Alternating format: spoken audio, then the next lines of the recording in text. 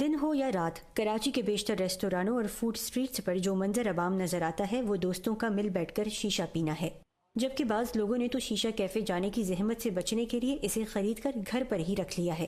تفریح کے طور پر اپنایا گیا یہ رجحان بہت تیزی سے سماج کو اپنی لپیٹ میں لے رہا ہے، مگر یہ کتنا خطرناک ہے، معاشرہ بظاہر اس سے واقف نہیں۔ طبی ماہرین کہتے ہیں کہ شیشہ پاکستان کے گاؤں دیہات میں مقبول حقے کی جدید شکل اور ذائقہ دار تمباکو کا نام ہے۔ اسے جس تیزی سے سماجی قبولیت ملی ہے، یہ ایک انتہائی سنگین مسئلہ ہے اور اس کے اثرات بھی اب سامنے آنا شروع ہو گئے ہیں۔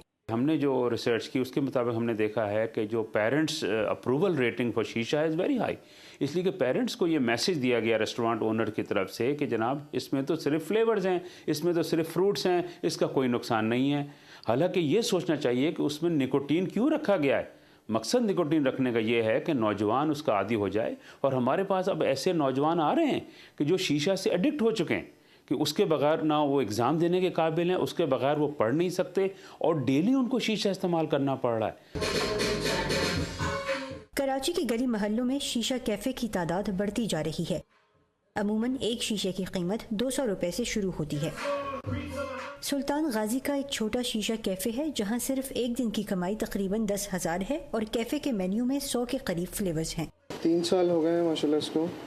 اس سے پہلے یہاں پہ ریسٹورنٹ تھا، ریسٹورنٹ میں نے بند کر کے صرف شیشہ کیفے کر دیا تھا اس کو، اور ڈیلی کے 50-60 شیشے جاتے ہیں آرام سے۔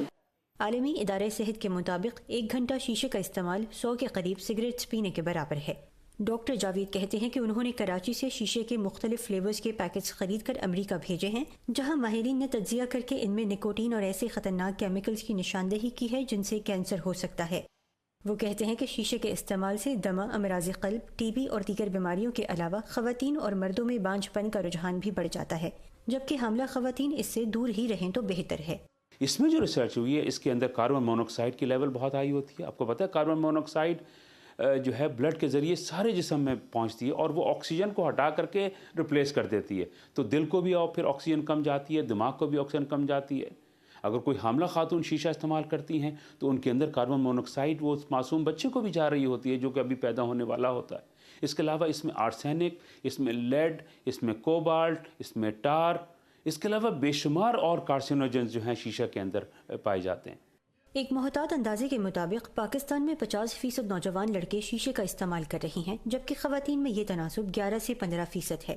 ڈاکٹر جاوید احمد خان کہتے ہیں کہ فلیورز کے ذریعے نوجوانوں کو تمباکو کی جانب راغب کرنے کی اس کوشش کو روکنا بہت ضروری ہے، کیونکہ بہت سے نوجوان اور ان کے والدین اس حقیقت سے واقف نہیں ہیں۔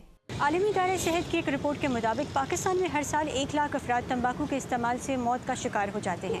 ڈاکٹر جاوید کا کہنا ہے کہ یہ اموات ٹریفک حادثات، خودکش حملوں اور ہر سال غیرت کے نام پر ہونے والی اموات سے کہیں زیادہ ہے، لیکن ذمہ دار اداروں کے لیے شاید ابھی یہ ایک سنجیدہ مسئلہ نہیں۔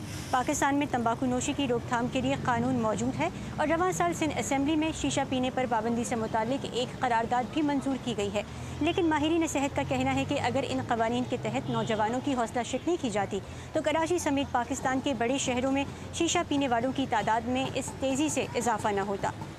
عائشہ خان، اردو VOA، کراچی۔